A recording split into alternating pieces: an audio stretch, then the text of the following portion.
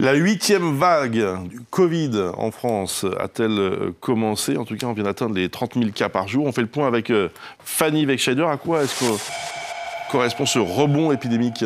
Alors tout d'abord, on va planter le décor. On n'en est qu'au frémissement d'une nouvelle vague, d'une 8e vague. Mais déjà, en effet, quelques indicateurs avec lesquels on va de nouveau se familiariser démontrent ce rebond. Le nombre de contaminations, tout d'abord. Santé publique France, hier, a recensé plus de 31 000 nouveaux cas, 31 365, une progression de près de 37% en une semaine. Frémissement, je le disais, parce qu'à titre de comparaison, au mois de juillet, on était sur du 130 000 nouveaux cas quotidiens. Le taux d'incidence, à présent, on rappelle, c'est le nombre de cas positifs confirmés pour 100 000 habitants.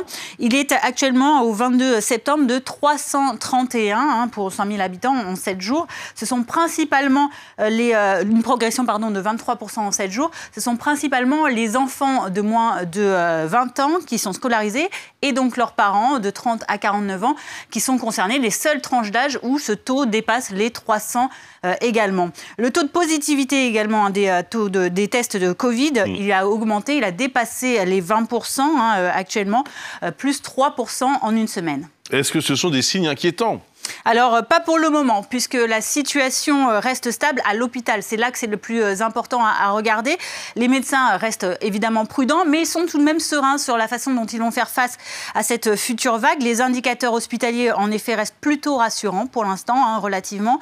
Nouvelles admissions, par exemple, à l'hôpital, elles sont de 2386 au 21 septembre, selon les dernières données officielles consolidées, en hausse de 6% en une semaine. Mais on voit que les nouvelles entrées en soins intensifs, là où c'est le plus critique, en soins critiques, on est à moins 1,7% en 7 jours pour 222 nouvelles admissions. Quant au nombre de décès à l'hôpital ou dans les établissements sociaux ou médico-sociaux, ils sont de 160 au 21 septembre, en hausse seulement, entre guillemets, de 0,6% en une semaine. Merci beaucoup Fanny pour toutes ces précisions.